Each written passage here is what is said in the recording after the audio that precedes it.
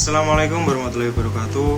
Kami dari kelompok 3 akan merepresentasikan hasil diskusi kami, yaitu mengenai penilaian risiko operasional dalam proyek pembangunan terminal pelabuhan terpadu.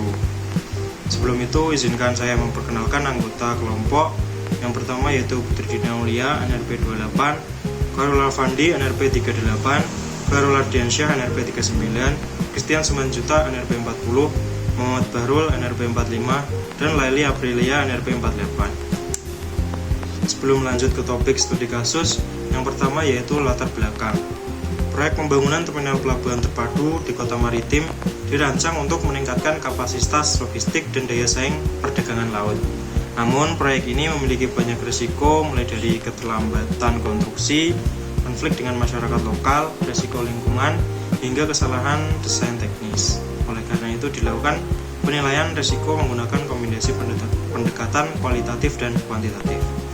Tujuannya yaitu untuk mengukur tingkat kekhawatiran risiko, seberapa besar pengaruh variabel X terhadap Y, dan penugasannya yaitu yang pertama merancang kuesioner risiko, mensimulasikan data dan analisis statistik, dan yang ketiga yaitu membuat kesimpulan kuantitatif terhadap persepsi risiko dominan.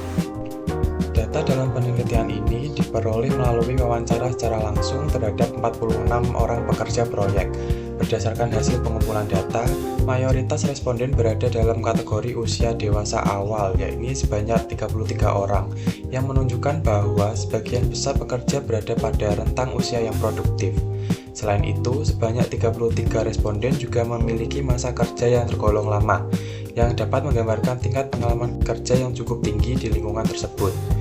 Terkait dengan aspek keselamatan dan kesehatan kerja atau K3, diketahui bahwa 26 pekerja memiliki pengetahuan mengenai K3 dan 25 diantaranya menunjukkan sikap kerja yang baik.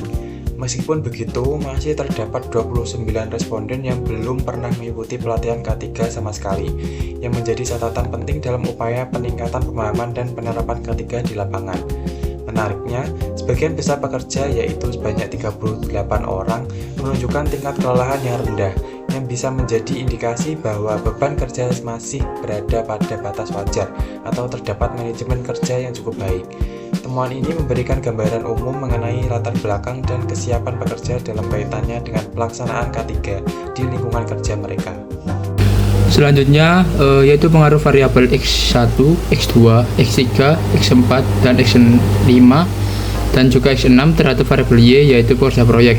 Yang pertama yaitu ada pengaruh variabel usia, yaitu X1 terhadap pekerja proyek Y, yang menunjukkan bahwa variabel usia dengan nilai koefisiensi KOF minus 0,00615, kemudian nilai T minus 0,24, kemudian nilai P value yaitu 0,809, dan selanjutnya nilai V yaitu 5,316.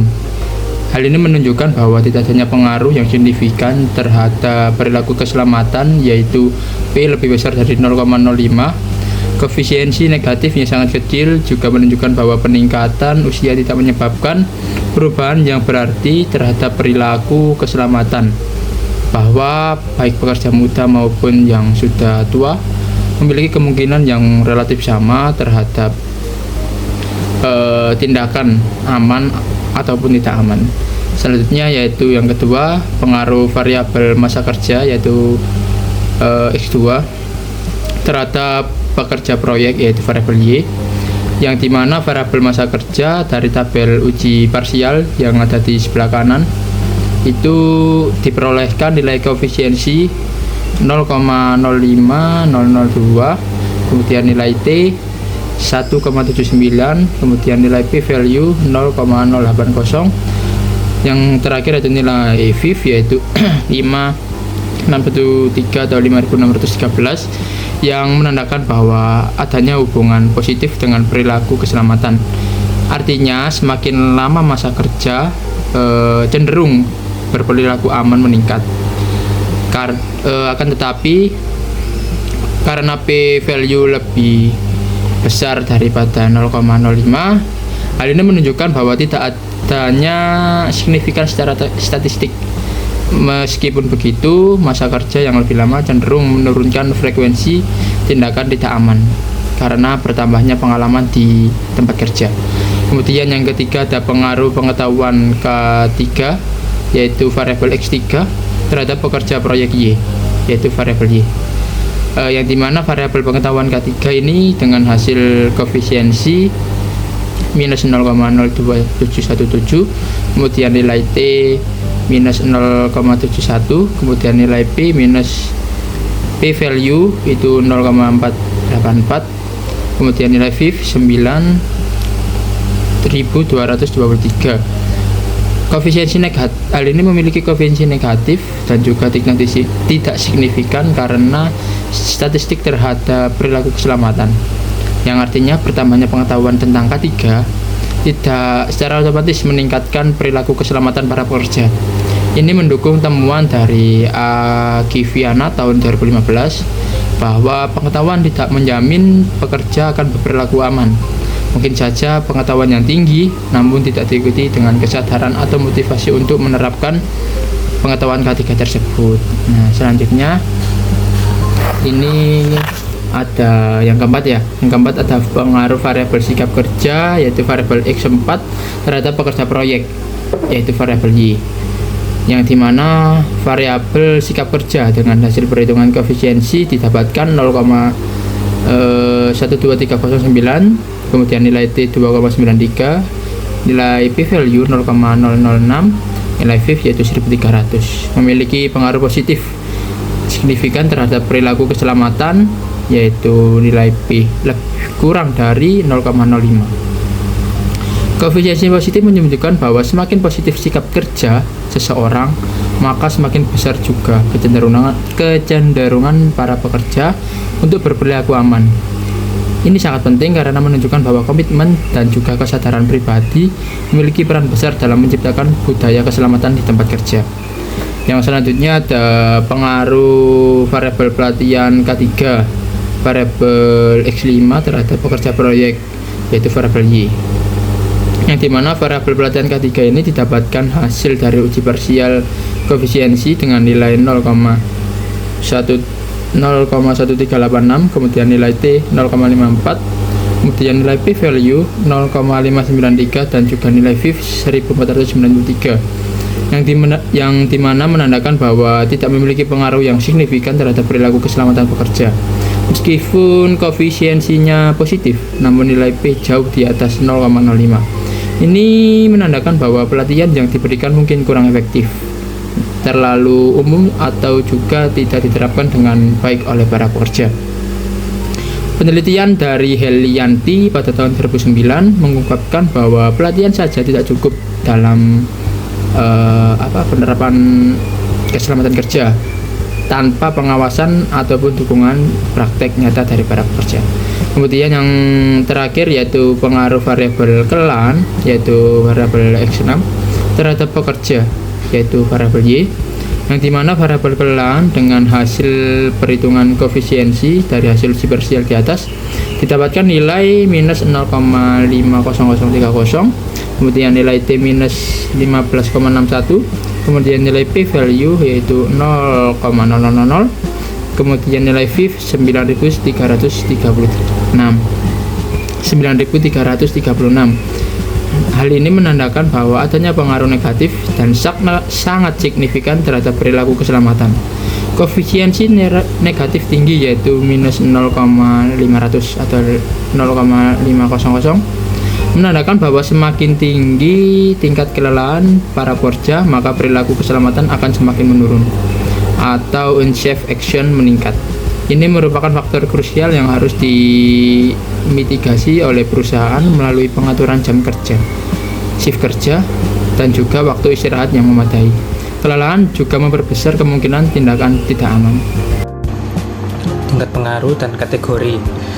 Di sini yang pertama kita harus mempelajari yaitu yang warna merah, yang artinya high risk, perlu mitigasi serius. Yang warna kuning medium risk, pemantauan evaluasi berkala. Yang warna hijau low risk, tidak perlu aksi tambahan. Yang pertama yaitu kelelahan dengan tingkat pengaruh signifikan warna hijau, dan tidak signifikan kuning, tidak signifikan merah, dan signifikan merah. Untuk pelatihan ketiga yaitu signifikan positif dan tidak signifikan berwarna kuning yaitu medium risk, pemantauan dan evaluasi berkala. Terus tidak signifikan yaitu warna kuning medium risk atau pemantauan berkala, dan yang signifikan yaitu yang warna merah high risk.